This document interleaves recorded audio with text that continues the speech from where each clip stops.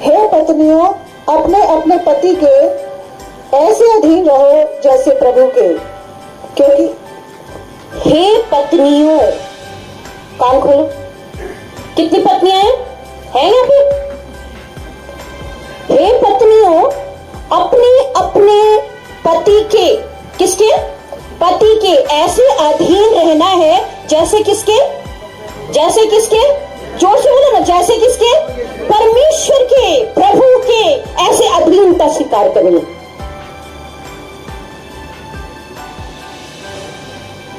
नहीं तो शादी मत करो।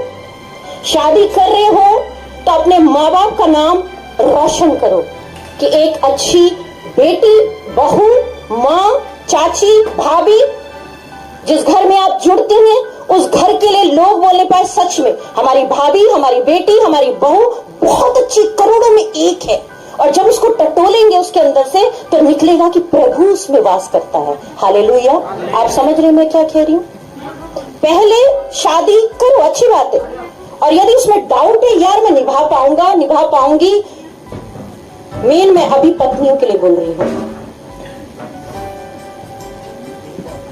ऐसे अधीनता स्वीकार करनी है, पति की ऐसी बात सुननी है जैसे किसकी? प्रभु की। क्योंकि पति पत्नी का सिर है, जैसे कि मसीह कलीसिया का सिर है। पति जो है वो क्या है? पति क्या है? पति क्या है? पत्नी का सिर है। याद रखना बात, जो ब्याहता पुरुष स्त्री है वो बात ध्यान से सुनो। यदि आपका घर टूट रहा है तो परमेश्वर आज जोड़ने के लिए तैयार है, यदि ये वाक्य, ये शब्द, ये वचन लेके जाते हो तो। पति को ऐसे इज्जत से देखना है। क्यों सर है बोला? क्यों सर है? कभी टटोले इस शब्द को, इस भेद को कभी जानने की कोशिश की कि प्रभु ने क्यों ये लिखा कि जैसे मैं सर हूं कलीसिया का, वैसे पति है। याद रख हे लड़की, हे स्त्री, याद रख, उसका चलना, उसका बोलना, उसका पहनावा, उसका बात करने का ढंग, उसका दूसरों से व्यवहार, ये सब बाद में पति को जब पता चलता है कि अच्छी है तो उसका सीना फूल जाता है, घमंड से सिर ऊंचा हो जाता है, मेरी पत्नी की तारीफ हो रही। और जब उसी पति को पता चलता है कि वो लड़ाइयां, दंगे, फसाद कर रही है, पति का सर समाज में नीचे झुक जाता है, अपने दोस्तों के सामने झुकता है। तो हर एक पत्नी को चाहिए कि वो कैसी चाल चलती है। बाइबल ऐसा कह रही है। यदि घरों को बचाना चाहती हो तो कान खोल के सुन लो। अपने पति की मरते दम तक बाइबल बताती है क्या करनी है? क्या करनी है? इज्जत। वो एक बात बोल रहे हैं तो चुपचाप रहना है। जब उसका गुस्सा शांत हो जाए तब उससे वार्तालाप करो। यहां पर क्या एक बात मैं जोड़ना चाहती हूं, एक खुदा की खादिम होने के नाते पति पत्नी को अपनी बातें एक दूसरे से बहुत शेयर करनी चाहिए, बांटना चाहिए, छिपाना नहीं चाहिए। फोन जल्दी से छिपा दिया, पत्नी ने छिपा दिया, पति ने छिपा दिया, ऐसा नहीं करना है। वो चीजें बांटनी है।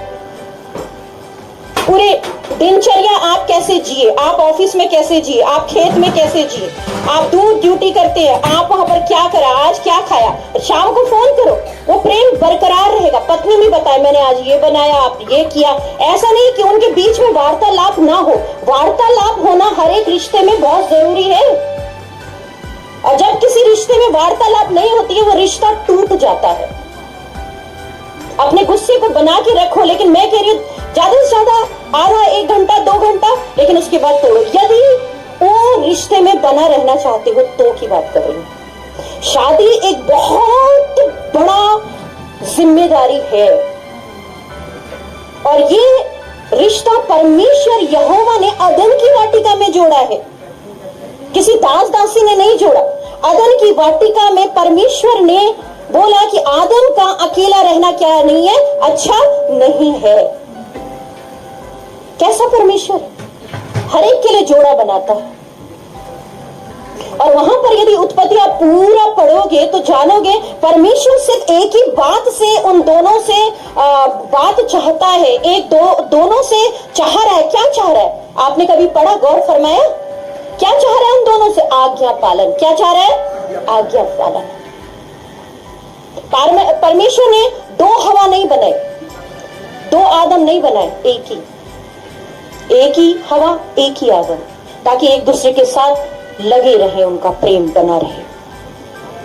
समय बीतता है, रिश्ते थोड़ा धूमिल होने लगते हैं, लेकिन मैं फिर दोहराऊंगी, फिर जोड़ूंगी, यदि परमेश्वर हमारे बीच में होगा, हमारे बीच में एक नई उमंग होगी, हमारे बीच में एक नई उत्साह होगा, हमारे बीच में एक नई नई आशीषें आएंगी। यदि परमेश्वर हमारी जिंदगी में नहीं है, शैतान काम करेगा, अशांति आएगी, बेचैनी आएगी, पैसों की कमी घटी आएगी, मारपीट शुरू हो जाएगी, कलेश होंगे, शराब होगी, जुआ होगा, व्यभिचार होगा, क्योंकि परमेश्वर नहीं है। जहां पर परमेश्वर है, सब चीजों का परमेश्वर नष्ट कर देता है। जहां पर सत्य है, सत्य प्रभु यीशु मसीह है। जहां पर परमेश्वर की आज्ञा है, और प्रभु आज्ञा पालन करने वालों से बहुत प्रेम करता है। परमेश्वर किसी से नफरत नहीं करता, लेकिन ज्यादा प्रेम किससे करता है? जो आज्ञा का पालन करते हैं। उस फल में कुछ नहीं था जो अदन की वाटिका में था, अच्छे बुरे का और जीवन का, उसमें कुछ था नहीं फल में, लेकिन एक चीज थी, परमेश्वर उनको आजमा रहा था, मेरी आज्ञा का पालन करते हैं कि नहीं। सबसे ज्यादा परमेश्वर की इज्जत करनी है पति पत्नी में। विश्राम दिन को पवित्र मानना है, शाम को अपने दुआ का टाइम बनाना है। आप दूर हो घर से, फिर भी अपना 5 मिनट परमेश्वर को दो। आगे पढ़ेंगे। जैसे कि मसीह कलीसिया का सिर है और स्वयं ही देह का उद्धार करता है, पर जैसे कलीसिया मसीह के अधीन है, वैसे ही पत्नियां भी हर बात में अपने अपने पति के अधीन है। देखिए, एक कदम पत्नी पति से पीछे है। आप चाहे करोड़ कमाएं, लाखों कमाएं, इससे कोई लेना देना नहीं है, इससे कोई लेना देना है ही नहीं। बाइबल का तो लेना देना बिल्कुल भी नहीं है। हमको पति के अधीनता स्वीकारनी ही है। मैं बोल रही हूं, नहीं स्वीकारोगे तो शादी नहीं करो, और स्वीकार लिए, शादी कर लिए तो उस रिश्ते को निभाओ, बच्चों के लिए निभाओ, अपने फ्यूचर के लिए निभाओ। छोड़े त्यागी हुई महिला की कोई संसार में इज्जत नहीं है। आप सोचते हो इज्जत है, इज्जत नहीं है। उस रिश्ते को निभाना ही पड़ेगा। इसीलिए ये 1-2 घंटे का खेल नहीं है मेरे अजीज, ये उम्र भर का और अंतिम सांस का रिश्ता है, जो एक स्त्री को क्या करना है, निभाना है। अभी पुरुष के लिए भी हम देखेंगे। हे पतियों, अपनी अपनी पत्नी से प्रेम रखो। पुरुषों के लिए है नहीं? पत्नी के लिए तो अधीनता है, स्वीकार कर ली, पति से एक कदम पीछे। ये नहीं कि मैं कमाती हूं तो मैं सब कुछ हूं, पीछे। कितने लोगों का तलाक होता है, इसलिए होता है कि मेरी पत्नी अपने पैसों को छिपा लेती है, मेरे पैसों को फूंक देती है, मुझे बिल्कुल पसंद नहीं। अपने ससुराल देती है, फलाना देती है, अपने यहाँ देती है, वहां देती है, लड़ाइयां शुरू होती, कलेश होते होते चरम सीमा पर पहुंच जाता है, और इतनी कड़वाहट फैलती है कि उनका जीना दुभर हो जाता है।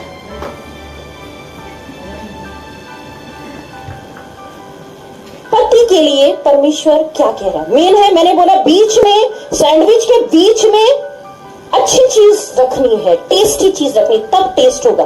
और वो टेस्टी शहद प्रभु यीशु मसीह का वचन है। हालेलुया। प्रभु यीशु मसीह को बीच में रख के ही चलना है, रख के ही चलना है। पतियों के लिए परमेश्वर का रूह क्या आज्ञा दे रहा है बाइबल में, कि अपनी अपनी पत्नी को क्या करो, क्या करो, क्या करो, प्यार करो। स्त्री को आप प्यार से मना सकते हो। सामने सीधी बात, परमेश्वर ने वो उसके अंदर एक जीन डाला है जो वो पिघलेगी। जब पति का प्यार देखेगी, पति की सॉरी देखेगी, पर पति की मुस्कान देखेगी, वो पिघलेगी, 2 घंटे बाद 4 घंटे बाद वो पिघलेगी, पिघलना है उसको। वो उस पत्नी की तरफ से नहीं है, वो परमेश्वर का आशीर्वाद है। पति को क्या दिखाना है? प्रेम। कैसा प्रेम? आत्मिक प्रेम, अंदर का प्रेम। बाहर का प्रेम के बारे में बात नहीं कर रही है बाइबल, अंदरूनी प्रेम। कोई भी रिश्ता बाहर से नहीं चलता, कोई भी रिश्ते की बुनियाद रूह से जुड़ी रहती है। हालेलुया। कितने लोग एग्री हैं? मैं तो एग्री हूं। रूह से जुड़ी रहती है। रूह से जुड़ा हुआ रिश्ता कभी पैसों का मोहताज नहीं होता, लेन देन का मोहताज नहीं होता, पहनावे का मोहताज नहीं होता। रूह का रिश्ता अद्भुत होता है जो प्रभु यीशु मसीह ने हमसे किया। जब हम पाप की दशा में थे, नीच दशा में थे, तुच्छ दशा में थे, तब वो महान खुदावंद हमारे लिए उसका पुत्र मर गया। वो प्रेम है, वो रूह का प्रेम है। कैसा प्रेम है? रूहानी प्रेम। और रूहानी प्रेम कभी भी मिटता? हमको पति पत्नी को, पति को पत्नी को कैसा प्रेम करना है? रूह से प्रेम करना है। और ये कैसे होगा?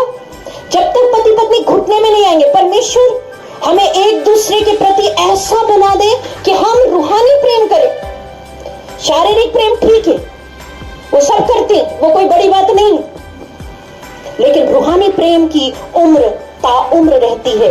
मिटाई नहीं मिटता ये रिश्ता जो रूहानी होता है। हालेलुया। आगे देखेंगे। जैसे मसीह ने भी कलीसिया से प्रेम करके अपने आप को उसके लिए दे दिया कि उसको वचन के द्वारा जल के स्नान से शुद्ध करके पवित्र बनाए और उसे एक ऐसी तेजस्वी कलीसिया बनाकर अपने पास खड़ी करे जिसमें ना कलंक, ना झुर्री, ना कोई और ऐसी वस्तु, वरन पवित्र और निर्दोष हो। बस एक ही चीज जोड़ के रख सकती है। दूसरे पॉइंट्स में आ रहे पवित्रता। रिश्ते आज टूट रहे व्यभिचार में पड़कर। लड़की किसी और से प्यार, लड़का किसी और से प्यार है। मेरठ का उसका केस आपने देखा बिहार पे, क्या है? दूसरे के अफेयर कर रही है औरत, मार दिया। रूह का प्रेम होता वो मिटता नहीं, शरीर का प्रेम था इसलिए तबाह हो गया। वो भी तबाह हुई और वो बंदा जो प्रेम करता था वो भी तबाह हुआ। तो मैं पहली बात बोल रही हूँ, रूहानी प्रेम परमेश्वर से मांगो, क्योंकि रूह, पवित्र रूह परमेश्वर के पास है। और वो जब रूह, पवित्र रूह आपकी रूह से जुड़ जाता है, तब आप मजबूती पाते हो, तब आप आगे चलने का हौसला पाते हो, तब परमेश्वर की शांति पाते हो।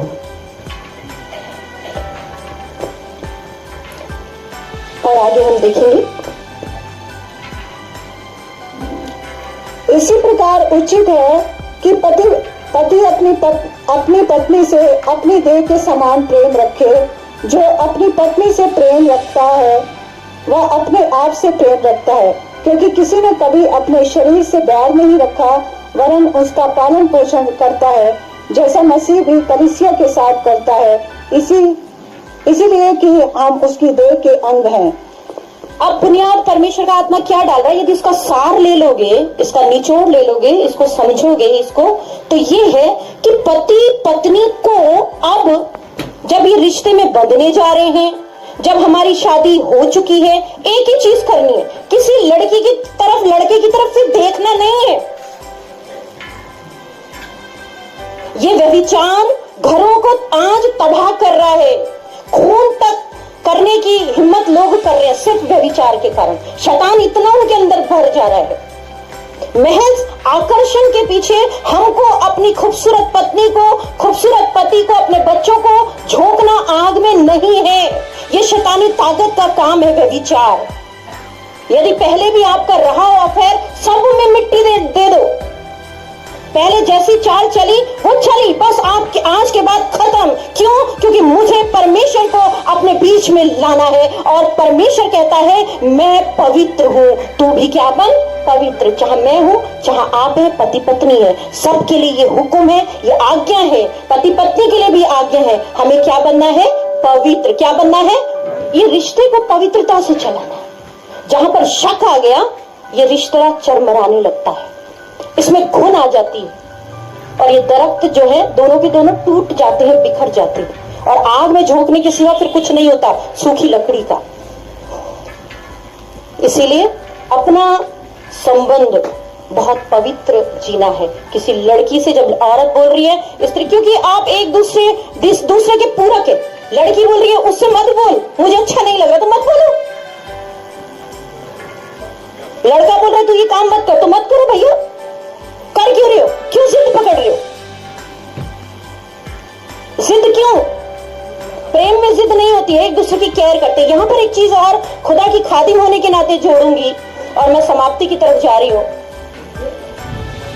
यदि ऐसा जिंदगी में मोड़ आता है कि एक जना बीमार हो जाता है, पत्नी होती है, पति होता है, उसको इतना केयर करनी है जैसे अपने शरीर में कहीं चोट लग जाती है ना और दर्द होता है। वो फील तब होगा जब आप एक दूसरे को रूह से प्यार करेंगे। माँ का रिश्ता कितना खूबसूरत होता है। हम कहीं पर गिर जाते हैं, माँ को पता चलता मेरे बच्चे के साथ कुछ हो गया,